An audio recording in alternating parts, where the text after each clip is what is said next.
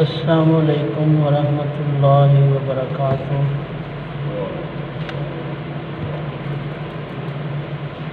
الحمد للہ نحمدہ ونستعینہ ونستغفرہ ونؤمن بہ ونتوکل علیہ ونعوذ باللہ من شرور انفسنا ومن سیئات اعمالنا من يهده الله فلا مضل له ومن يضلل فلا هادي له ونشهد ان لا اله الا الله وحده لا شريك له ونشهد ان محمدا عبده ورسوله اما بعد فان خير الحديث كتاب الله وخير الهدي هدي محمد صلى الله عليه وسلم وشر الامور محدثاتها وكل محدثة بدعة وكل بدعة ضلالة وكل ضلالة في النار۔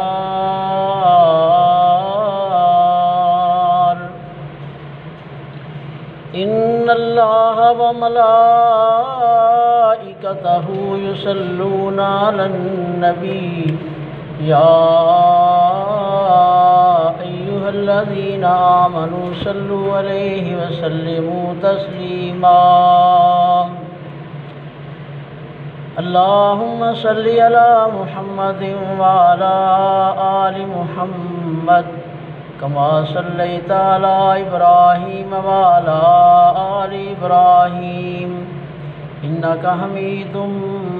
مجید۔ اللہم بارک علی محمد وعلی آل محمد کما بارکت علی ابراہیم وعلی آل ابراہیم انک حمید مجید۔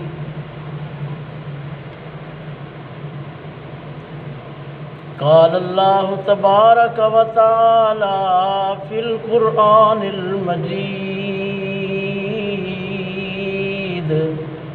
والفرقان الحمید۔ اعوذ باللہ السمیع العلیم من الشیطان الرجیم بسم اللہ الرحمن الرحیم۔ الف لام میم ذالک الکتاب لا ریب فیہ ھدی للمتقین الذین یؤمنون بالغیب ویقیمون الصلاة ومما رزقناہم ينفقون والذین یؤمنون بما انزل الیک وما انزل من قبلک وبالآخرة هم يوقنون اولئک علی ھدی من ربهم واولئک هم المفلحون۔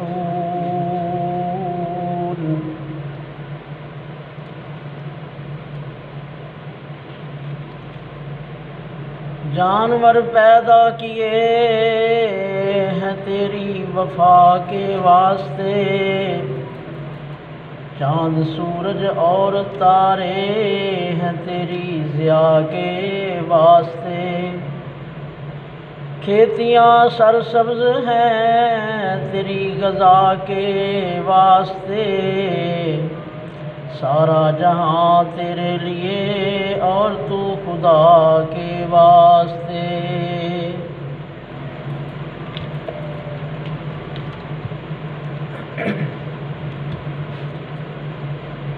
عبادت کے لیے،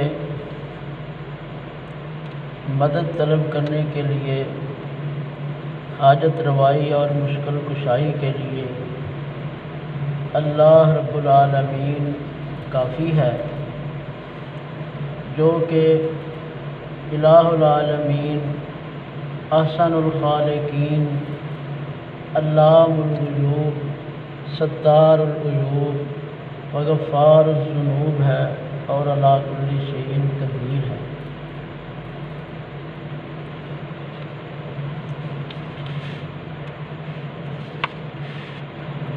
بے حد بے شمار صلاۃ و سلام نبی رحمت صلی اللہ علیہ وآلہ وسلم کی ذات اقدس پر،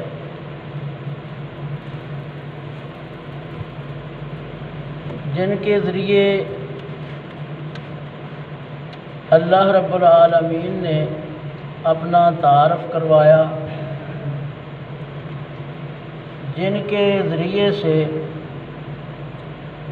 دنیا اور آخرت کی کامیابی کا سامان فراہم کیا، جن کے پیچھے چل کر، جن کی فرما برداری کر کے ایک مسلمان دنیا اور آخرت میں سرخرو ہوتا ہے،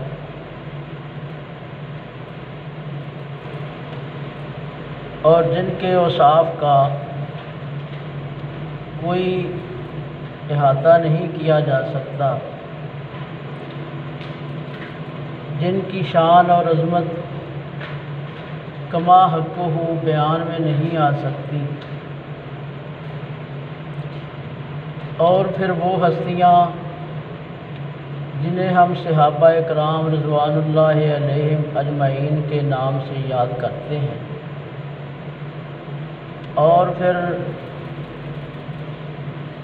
اہل بیت، آل، پھر صحابہ کے بعد تابعین، تبع تابعین، ائمہ ہدی، فقہاء، صوفیاء، اصفیاء، اتقیاء، اور علماء اور اساتذہ، اور تمام روحانی والدین،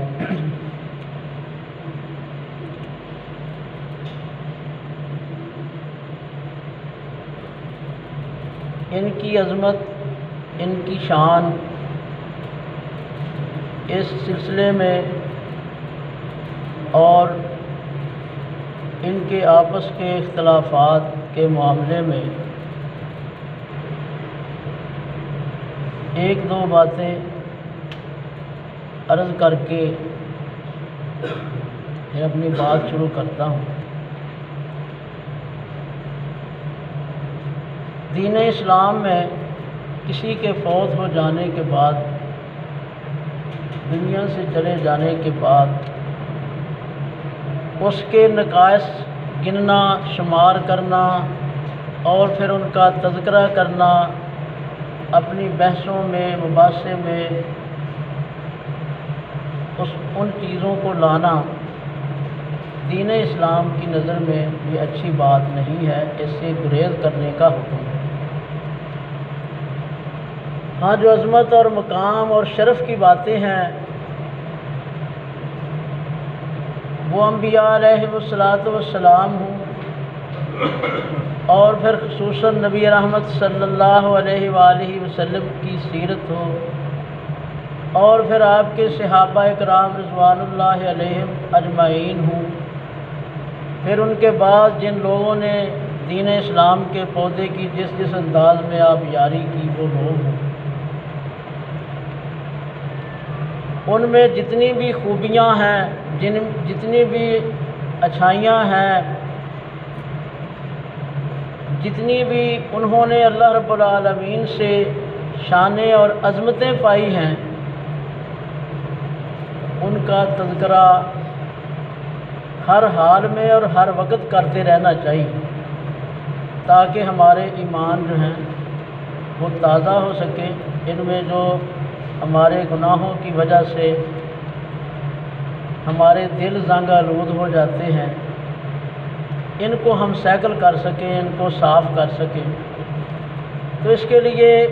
دین اسلام میں دو طریقے رکھے گئے ہیں۔ ایک ہے قرآن کریم کی تلاوت اور دوسرا طریقہ ہے موت کی یاد۔ ان دو چیزوں سے بندے کا دل جو ہے وہ صاف ہو جاتا ہے،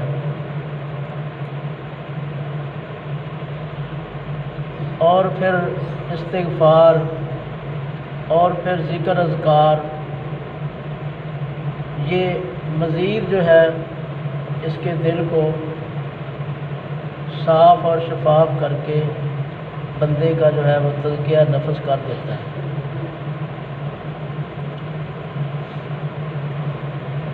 گزشتہ جمعہ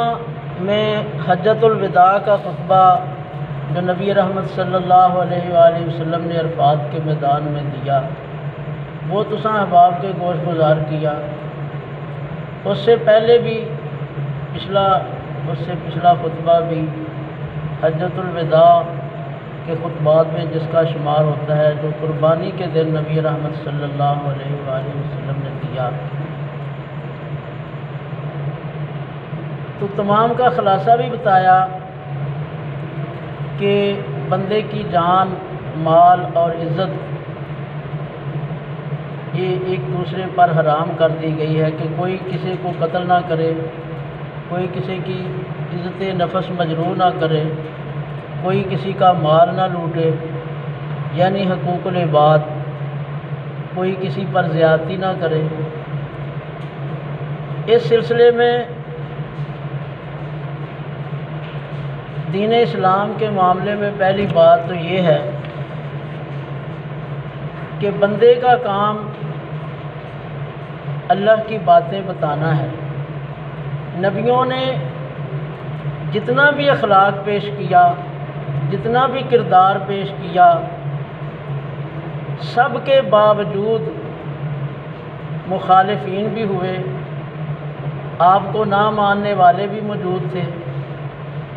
اتنی آسانی سے بات سمجھ آ جاتی تھی کہ ایسا اتنی ترتیب سے پیارے نبی صلی اللہ علیہ وسلم بات کرتے تھے کہ سننے والا جو ہے وہ پورے کو سمجھ جاتا تھا،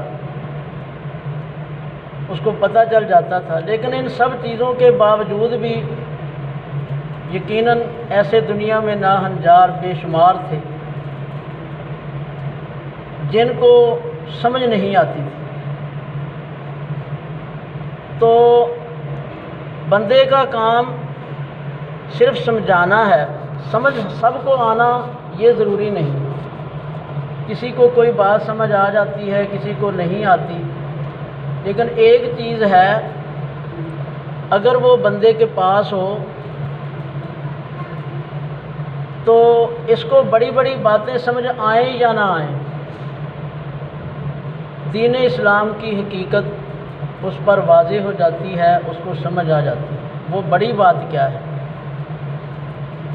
وہ سب سے پہلی بات ہے اللہ کی رحمت کی امید، کہ بندہ کسی صورت میں بھی، کسی حالت میں بھی اللہ کی رحمت سے نا امید نہ ہو۔ آگے جو یقین کی منازل ہیں اور جو بھروسے اور اعتماد کی باتیں ہیں، وہ کسی کی قسمت میں آ جائیں تو وہ سمجھ لے کہ اس کے پاس بہت بڑی بڑی دولتیں جو ہیں وہ جمع ہوں گی، وہ بہت بڑے بڑے خزانوں کا مالک بن گیا ہے۔ کوئی دنیا کی ایسی چیز نہیں جو اس کی دسترس سے باہر ہو جائے۔ تو یہ یقین اور بھروسے کی باتیں ہیں۔ تو جس کو یہ دو باتیں سمجھ آ گئیں کہ اللہ کی رحمت کی امید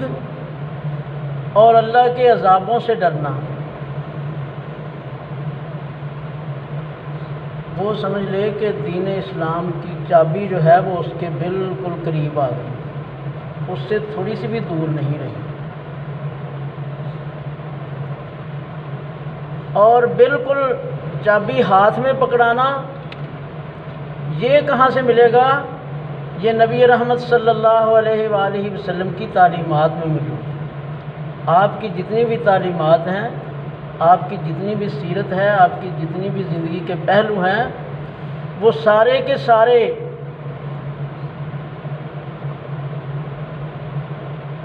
اللہ رب العالمین کے خزانوں کی جو چابی ہے اس کو آپ کے پاس کرتے ہیں، آپ کے قریب لاتے ہیں، آپ کے نزدیک کرتے ہیں۔ آج جو میرے دل میں مسئلہ بتانے کا ارادہ اور عنوان تھا وہ ہے نماز کے متعلق کچھ باتیں بتائی جائیں، شاید کہ ہماری توجہ نمازی بننے کے لیے جو ہے اس طرف چلے جائے کہ ہمارے دل میں نماز کی محبت پیدا ہو جائے اور ہمیں پتہ چل جائے کہ دین اسلام میں نماز کا مقام اور درجہ اور رتبہ کیا ہے۔ سب سے پہلی بات اس سلسلے میں سادہ سے انداز میں وہ یہ ہے کہ خانہ کعبہ ہے جہاں مسلمان حج کرنے جاتے ہیں، اس کے ارد گرد طواف ہوتا ہے۔ فرض نماز کا جب ٹائم ہوتا ہے تو طواف رک جاتا ہے، پھر 24 گھنٹے وہ طواف جاری رہتا ہے، لیکن جب فرض نماز کا ٹائم ہوتا ہے تو وہ طواف رک جاتا ہے۔ وہ ہمارے لیے کچھ سبق ہے اس میں کہ کیا تمہارے کام، تمہارے کاروبار، تمہاری دنیا سے محبت اس قدر بڑھ چکی ہے کہ تم اپنی ان ضروریات کو خانے کعبے کے طواف سے بھی بڑا سمجھنے لگ گئے، حالانکہ اس سے یہ ساری چیزیں کمتر ہیں۔ طواف سے بڑھ کر کیا ہے؟ اللہ کے ہاں رتبہ کس کا ہے؟ تو وہ بھی رک جاتا ہے جب فرض نماز کا ٹائم ہوتا ہے۔ کاش کہ ہمارے دلوں کو متحرک کرنے کے لیے، نماز کا شوق پیدا کرنے کے لیے یہ مثال کافی ہو جائے۔ تو نیت سے بات شروع کرتے ہیں۔ جیسا کہ آپ احباب نے بہت مشہور حدیث ہے وہ سنی ہے کہ اعمال کے اجر و ثواب کا دار و مدار نیت پر ہے۔ اعمال کے کہنا تھا نا، نماز کی کا اعمال کے اجر و ثواب، تو اعمال میں تمام اوامر آ جاتے ہیں، امر بالمعروف، جتنے بھی نیکی کے کام سب آ جاتے ہیں۔ تو سب کے لیے نیت کا درست ہونا یہ بنیادی بات ہے کہ بندہ عمل جو ہے وہ اس نیت سے کرے کہ میں اللہ کو راضی کرنا۔ رہا دنیا کو راضی کرنا، یہ انسان کے بس کی بات نہیں، دنیا کسی پر مکمل راضی نہیں ہوتی۔ یہ کسی سے جھگڑا، کسی سے کوئی مسئلہ، کسی سے کوئی معاملہ، کسی سے کوئی اختلاف، کسی سے، یہ ساری چیزیں جو ہیں وہ دنیا میں موجود رہتی ہیں، لیکن جب معاملہ اللہ کے ساتھ ہوتا ہے تو پھر اس سے بہت جو ہے درمیان میں بوجھ آ جاتا ہے، دوری آ جاتی ہے کہ جب بندہ اللہ رب العالمین کے لیے کام کرتا ہے تو پھر اس کو جو ہے قربانی کرنی پڑتی ہے، وقت کی، مال کی، جان کی، بہت ساری چیزیں جو ہیں اس میں حائل ہوتی ہیں۔ تو پھر جو ہے بندے کی نیت کا خالص ہونا یہ بہت اہم ہے۔ نیت خالص سے اگر کوئی بندہ عمل کرتا ہے تو وہ بہت قابل قدر ہے، اس کی دنیا میں بھی قدر ہونی چاہیے، اللہ قیامت کے دن بھی اس کی ہی قدر کرے گا۔ نیت کے متعلق جو ہمیں احادیث رسول صلی اللہ علیہ وآلہ وسلم سے رہنمائی ملتی ہے وہ مزید یہ ہے کہ فتنہ دجال سے بھی بڑا فتنہ دکھاوے کی نماز ہے کہ بندہ نماز اس لیے پڑھے، لمبی رکھتے پڑھے اور دکھا دکھا کر پڑھے کہ لوگ سمجھے کہ بہت نیک آدمی ہے۔ اس کو تو چاہیے کہ اللہ کو راضی کرنے کے لیے پڑھے، اللہ سے ڈر کر خشوع و خضوع کے ساتھ پڑھے، لیکن بندہ انسان ہے، انسان میں شیطانی خیالات، کچھ نفس کے رجحانات، یہ چیزیں جو ہیں ان سے بندہ جان نہیں چھڑا سکتا۔ تو کوشش کرے کہ بندہ ریاکاری سے بچے، دکھاوے سے بچے، نمود و نمائش سے بچے۔ دکھاوے کی نماز شرک ہے، بہت بڑی وعید اور ڈانٹ، اس سے بڑھ کر اور کیا ہوگی کہ نماز جب بندہ کسی کو دکھانے کے لیے پڑھتا ہے، یہ تو الگ بات ہے کہ وہ نیت کر لے کہ میری طرف دیکھ کر میرے بچے نماز پڑھیں گے، میرے دوست نماز پڑھیں گے، میرے احباب نماز پڑھیں گے، ارد گرد کے لوگ نماز کی طرف آئیں گے، بہت اچھی نیت ہے، اللہ یقیناً اس کا جو ہے اجر دے گا انشاءاللہ۔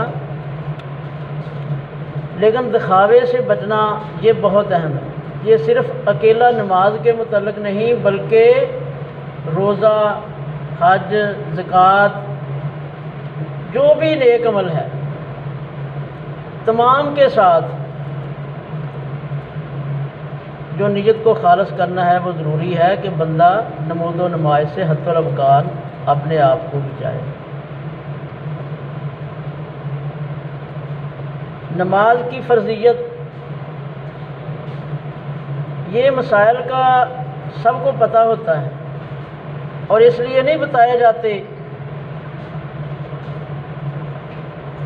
کہ ان کو پتہ نہیں، پتہ سب کو ہے، لیکن یہ باتیں بار بار دہرائی کیوں جاتی ہیں؟ تاکہ ہمارے ذہنوں میں یہ تازہ رہیں، ہمارے ایمان جو ہیں ان کی تجدید ہوتی رہے، ہمارا ایمان جو ہے وہ ہمیں کسی نہ کسی انداز میں ہلاتا رہے، جھنجھوڑتا رہے، متحرک رہے کہ ہم مسلمان ہیں، دین اسلام کی یہ تعلیم ہے، ہم کدھر جا رہے ہیں، ہمارا رخ کدھر ہے، کرنا کیا تھا، کر کیا رہے ہیں۔ صرف دو ہی تو اتنی سادہ سادہ سی تو باتیں ہیں، اور پھر بھی بندہ کہے سمجھ نہیں آتی، تو اگر کسی کو نہیں بھی آتی سمجھ تو اللہ کا دین تو ہمیشہ رہے گا، یہ وہی رہے گا جو 1400 ساڑھے 1400 سال پہلے کا دین ہے، یہی باتیں مختلف انداز سے اہل علم جو ہیں وہ آپ تک پہنچاتے رہیں گے۔ نماز اسلام کا دوسرا اہم رکن ہے۔ پہلا رکن لا الہ الا اللہ محمد الرسول اللہ صلی اللہ علیہ وسلم، جسے ہم توحید اور سنت کہتے ہیں، اور اسی طرح کلمہ شہادت ہے جس میں ہم توحید اور سنت کی گواہی دے دیتے ہیں۔ کلمہ طیب میں تو صرف زبان سے بولتے ہیں، اقرار کرتے ہیں یا زبان سے کلمات پڑھتے ہیں، لیکن اصل مسئلہ تب شروع ہوتا ہے جب ہم دل کی گہرائیوں سے اس کلمے کی گواہی دیتے ہیں۔ تو گواہی صرف زبان سے نہیں، زبان کے ساتھ ساتھ دل سے بھی مانتے ہیں کہ اللہ نے جو کچھ کہا ہے ٹھیک کہا ہے، اگر نہیں سمجھ تو ہمیں نہیں سمجھ آ رہی، اللہ جو کچھ کہتا ہے وہ ٹھیک ہی کہتا ہے، وہ سچ ہی کہتا ہے۔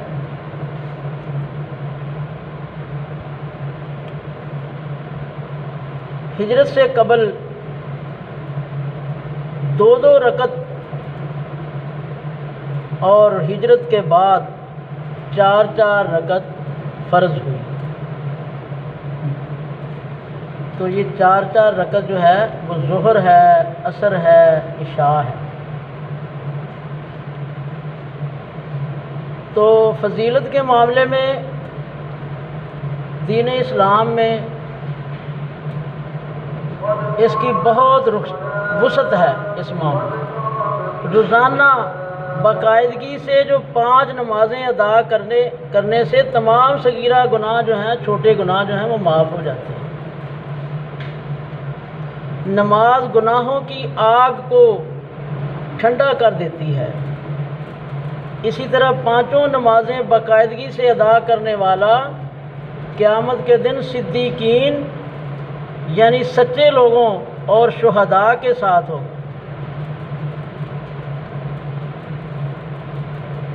اسی طرح رات کی تاریکی میں مسجد میں آنے والے نمازیوں کے لیے قیامت کے دن مکمل نور کی خوشخبری ہے کہ روشنی ہی روشنی ہوگی۔ مسجد میں آنے والے نمازی ان کی شان معمولی نہیں، اللہ کے ہاں اس کا اتنا بڑا مقام ہے کہ سنیے پیارے نبی صلی اللہ علیہ وسلم کی تعلیم۔ اللہ کے ملاقاتی ہیں جن کی اللہ تبارک و تعالی عزت فرماتا ہے۔ تو جب نمازی آدمی کی اللہ تبارک و تعالی جو بادشاہوں کا بادشاہ ہے وہ عزت کرنے لگ جائے تو اس سے بڑھ کر اور کون سی عزت ہے جس کی بندے کو ضرورت ہے، اور کوئی بھی چیز پیچھے نہیں رہ جاتی۔ دعا ہے کہ اللہ رب العالمین جو قرآن و حدیث کی تعلیمات سے تساں احباب کے گوش گزار باتیں کی ہیں ان پر مجھے اور آپ احباب کو جہاں تک آواز جاتی ہے عمل کرنے کی توفیق عطا فرمائے۔ جزاک اللہ۔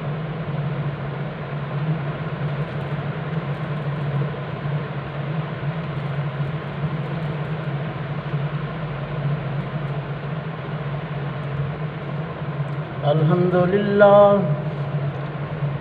للہ نحمده ونستعینه ونستغفره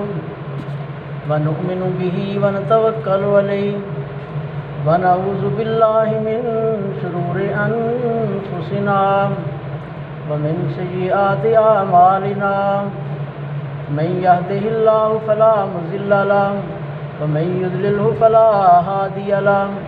ونشهد أن لا إله إلا الله وحده لا شريك له ونشهد أن محمدا عبده ورسوله اللهم صل على محمد وعلى آل محمد كما صليت على إبراهيم وعلى آل إبراهيم إنك حميد مجيد اللهم بارك على محمد وعلى آل محمد كما باركت على إبراهيم وعلى آل إبراهيم إنك حميد مجيد ربنا ظلمنا أنفسنا وإن لم تغفر لنا وترحمنا لنكونن من الخاسرين ربنا آتنا في الدنيا حسنة وفي الآخرة حسنة وقنا عذاب النار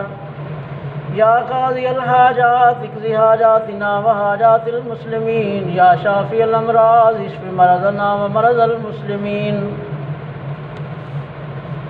اللہم اشف مرضنا ومرض المسلمین اللہم اشف مرضنا ومرض المسلمین۔ الحمدللہ دل کو تساں احباب کو دیکھ کر کہ مسجد میں سب سے پیچھے والی جو صف ہے وہ بھی بندوں سے بھرپور ہے تو خوشی ہوتی ہے کہ تساں احباب اللہ کے گھر میں تشریف لاتے ہو۔ اللہ تبارک و تعالی ایسے ہی